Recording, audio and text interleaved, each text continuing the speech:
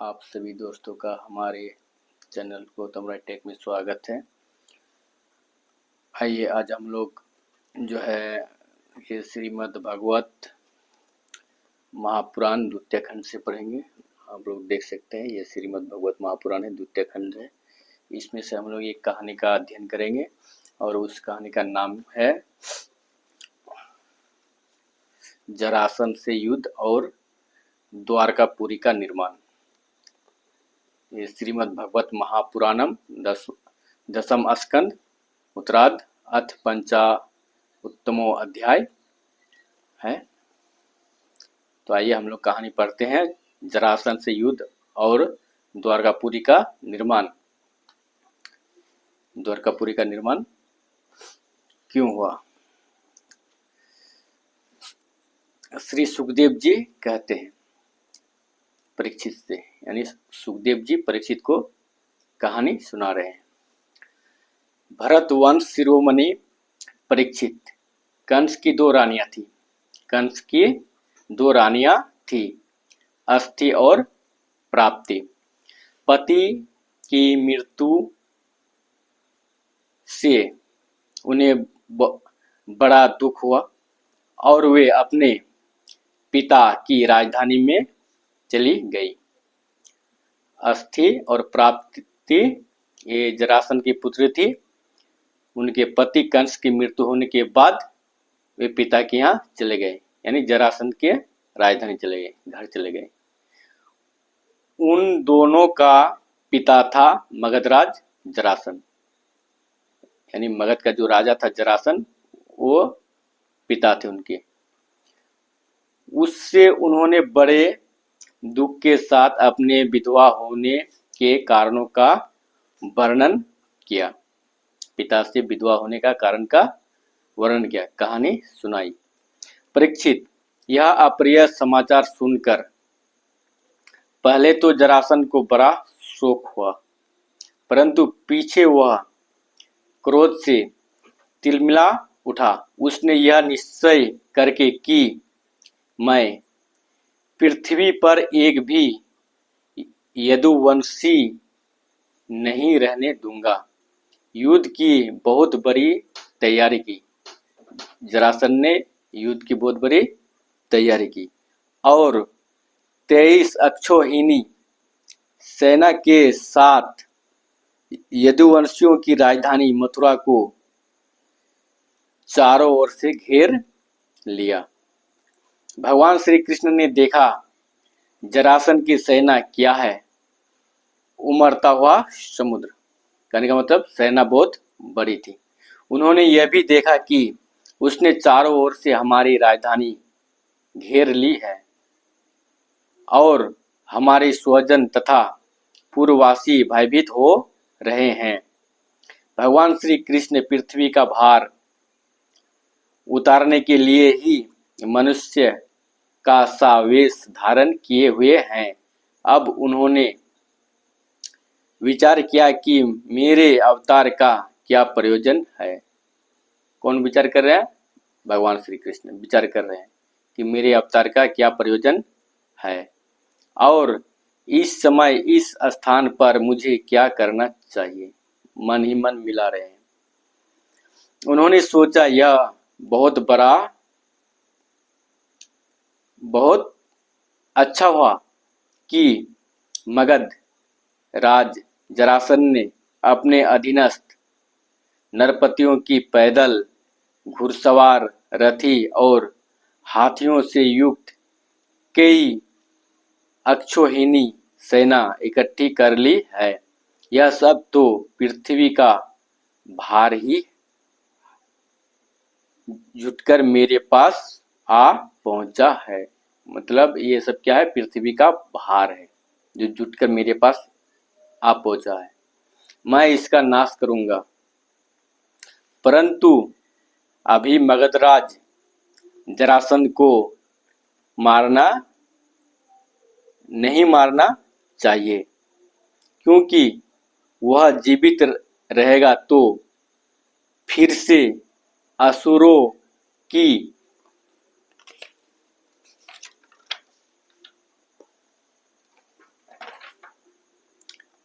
बहुत सी सेना इकट्ठी कर लाएगा। जरासंध जीवित रहेगा तो असुरों की बहुत सी सेना इकट्ठी कर लाएगा, यानी जुटा कर लाएगा असुरों की।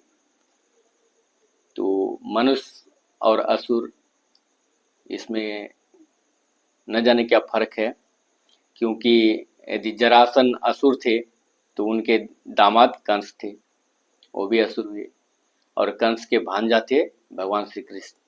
तो मेरे हिसाब से उनको भी असुर ही होना चाहिए।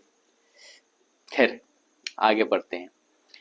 मेरे अवतार का यही प्रयोजन है कि मैं पृथ्वी का बोझ हल्का कर दूं।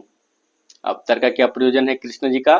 पृथ्वी का बोझ हल्का कर दूं, साधु सज्जनों की रक्षा करूं और दुष्ट दुर्जनों का संहार, जो दुष्ट लोग है, दुर्जन लोग है, उसका संहार, सीधे संहार, उसको सुधारने के लिए कोई मौका नहीं।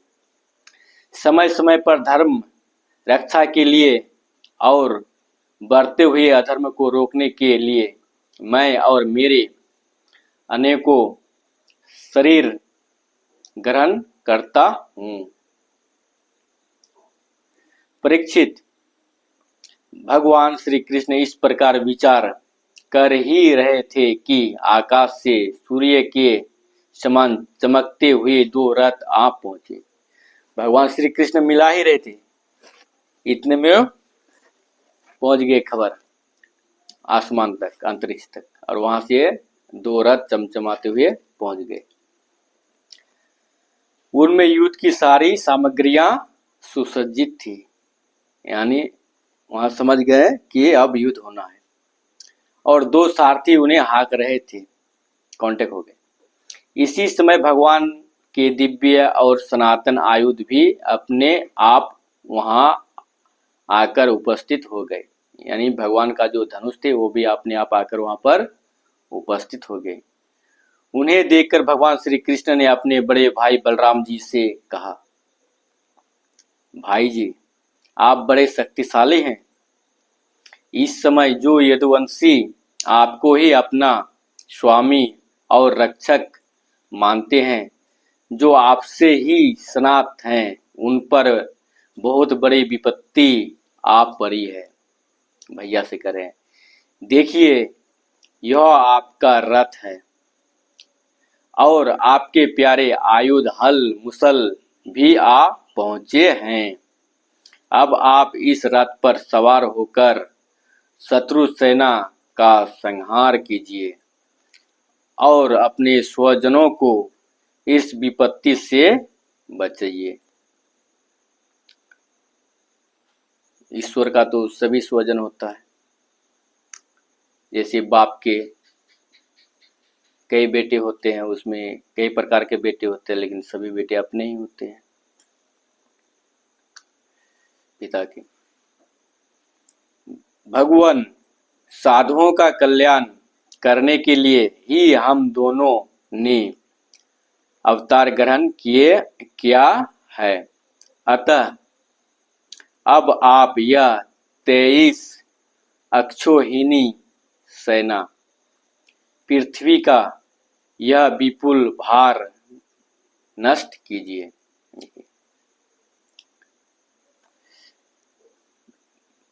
भगवान श्री कृष्ण और बलराम जी ने यह सलाह करके कवच धारण किए और रथ पर सवार होकर वे मथुरा से निकले। उस समय दोनों भाई अपने अपने आयुध लिए हुए थे और छोटी सी सेना उनके साथ साथ चल रही थी, यानी भगवान श्री कृष्ण की सेना बहुत कम थी। श्री कृष्ण का रथ हाँक रहा था दारुक, और श्री कृष्ण के रथ का सारथी थे दारुक। पुरी से बाहर निकलकर उन्होंने अपना 5 जन्य शंख बजाया। उनके शंख की भयंकर ध्वनि सुनकर शत्रु पक्ष की सेना के वीरों का हृदय डर के मारे थर्रा उठा। बताइए शंख की ध्वनि कितनी थी। वो सब संग आज नहीं मिलते होंगे। उन्हें देखकर मगधराज जरासंध ने कहा, पुरुष अधम कृष्ण, तू तो अभी नीरा बच्चा है।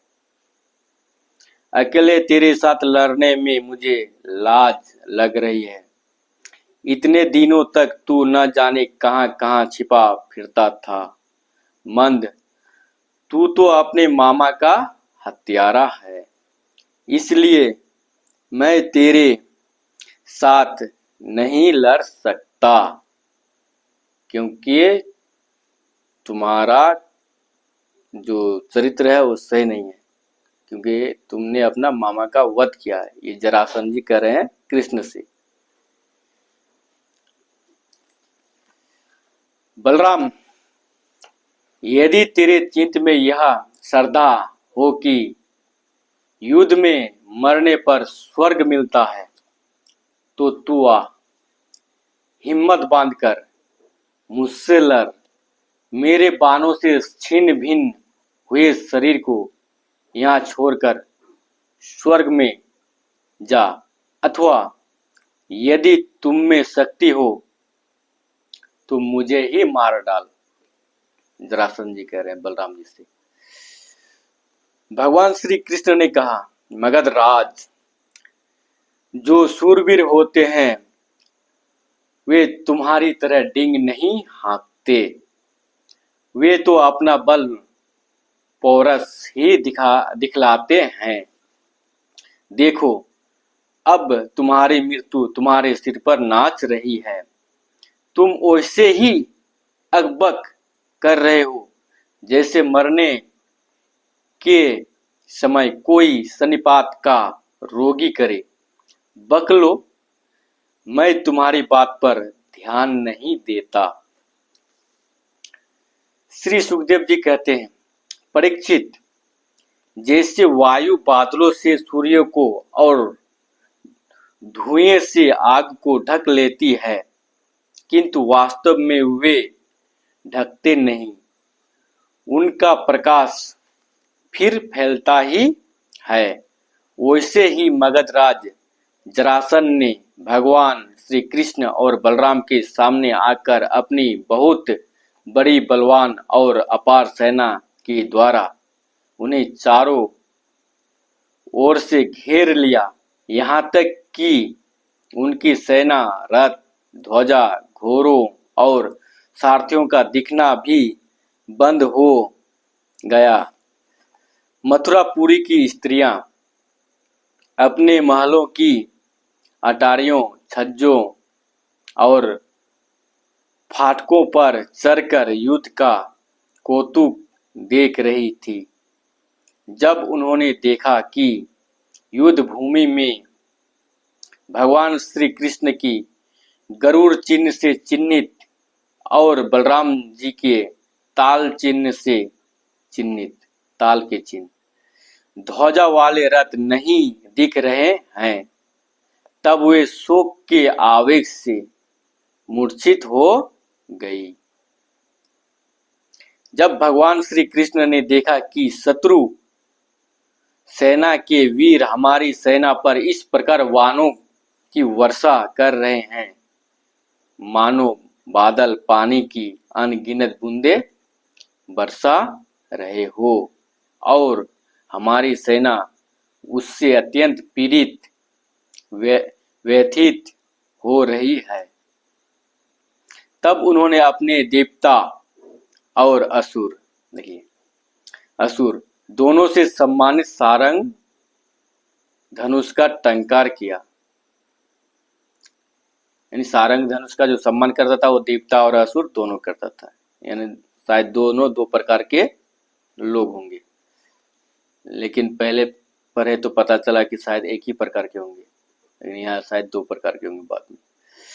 इसके बाद वे तरकस में से बाण निकालने उन्हें धनुष पर चढ़ाने और धनुष की डोरी खींचकर झुंड के झुंड बाण छोड़ने लगे। उस समय उनका वह धनुष इतनी फुर्ती से घूम रहा था मानो कोई बड़े वेग अलाद चक्र यानी लुकारी घुमा रहा हो। इस प्रकार भगवान श्री कृष्ण जरासंध की चतुरंगिनी हाथी, घोड़े, रथ और पैदल सेना का संहार करने लगे। अब मारकाट शुरू हो गया। इससे बहुत से हाथियों के सिर फट गए और वे मर मर कर गिरने लगे। वाहनों की बौछार से अनेकों घोड़ों के सिर धड़ से अलग हो गए। घोड़े, ध्वजा, सारथी और रथियों के नष्ट हो जाने से बहुत से रथ बेकाम हो गए। पैदल सेना की बाहें, जांग और सिर आदि अंग प्रत्यंग कट कट कर गिर पड़े। इतना नरसंहार हुआ।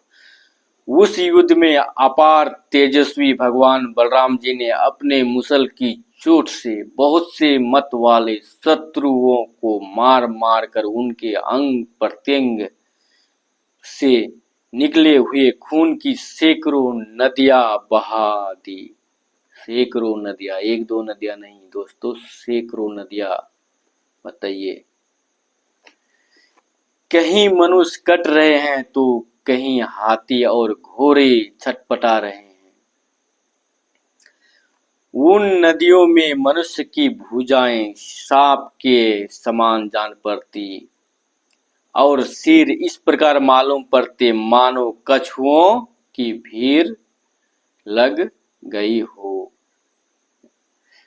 यानी जो भुजाएं यानी हाथ कट के गिर रहे थे उस खून की नदी में, वो सर्प के समान यानी सांप के समान दिख रहे थे। और मनुष्य के जो सर थे वो जो कट कर गिर रहे थे उस खून की नदी में, तो मान लीजिए कि वो कछुआ दिख रहे हैं, का भीड़ दिख रहे हैं। मरे हुए हाथी दीप जैसे और मरे हुए हाथी दीप जैसे, घोड़े ग्रहों के समान यानी मगरमच्छ के समान जान पड़ते।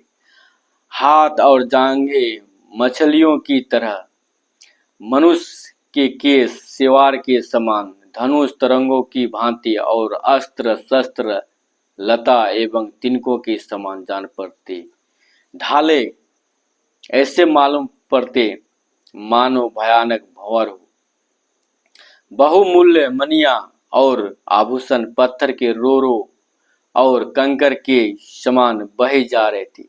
इसका मतलब उसमें धारा भी बह रही थी, नदी में खून की धारा, और उसी में ये सब भस के जा रहे थे, तैर के जा रहे थे।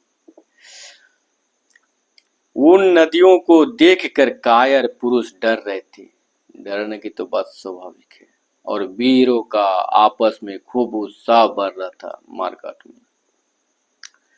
परीक्षित, जरासंध की वह सेना समुद्र के समान दुर्गम, भयावह और बड़ी कठिनाई से जीतने योग्य थी। यानी जरासंध का जो सेना था वो विजय योग्य था, परंतु भगवान श्री कृष्ण और बलराम जी ने थोड़ी ही समय में उसे नष्ट कर डाला। मतलब टिक नहीं पाया जरासंध का सेना। वे सारे जगत के स्वामी हैं। कौन? यानी बलराम और भगवान श्री कृष्ण क्या है? सारे जगत के स्वामी हैं, सारे जगत। उनके लिए एक सेना का नाश कर देना केवल खिलवाड़ ही तो है। बताइए, एक सेना का यानी 23 अक्षौहिणी सेना का नाश कर देना एक खिलवाड़ ही। परीक्षित, भगवान के गुण अनंत हैं। भगवान के गुण अनंत हैं। वे खेल खेल में ही तीनों लोगों की उत्पत्ति, स्थिति और संहार करते हैं। खेल खेल में ही सृष्टि की रचना कर देते हैं। उनके लिए यह कोई बड़ी बात नहीं है कि वे शत्रु की सेना का इस प्रकार बात की बात में सत्यानाश कर दे। तथापि जब वे मनुष्य का सा वेश धारण करके मनुष्य की सी लीला करते हैं तब उसका भी वर्णन क्या ही जाता है। इस प्रकार जरासंध की सारी सेना मारी गई, रथ भी टूट गया, शरीर में केवल प्राण बाकी रहे। तब भगवान श्री बलराम जी ने जैसे एक सिंह दूसरे सिंह को पकड़ लेते हैं, वैसे ही बलपूर्वक महाबली जरासंध को पकड़ लिया। बलराम जी ने जरासंध को पकड़ लिया, जैसे एक सिंह दूसरे सिंह को पकड़ते हैं, यानी सिंह की भांति। समझे दोस्तों? तो आज का कहानी यहीं तक हम समाप्त करते हैं, क्योंकि ये अध्याय बहुत लंबा है कि इसमें 58 श्लोक है। 58 श्लोक है, तो आज हम लोग इसको 31 श्लोक तक पढ़े। आगे फिर जो बाकी के श्लोक है वो दूसरे वीडियो में पढ़ेंगे। वीडियो लंबी हो जाएगी। आप लोगों ने हमारे साथ इतने समय तक बने रहें, इसके लिए आप सबको बहुत बहुत धन्यवाद।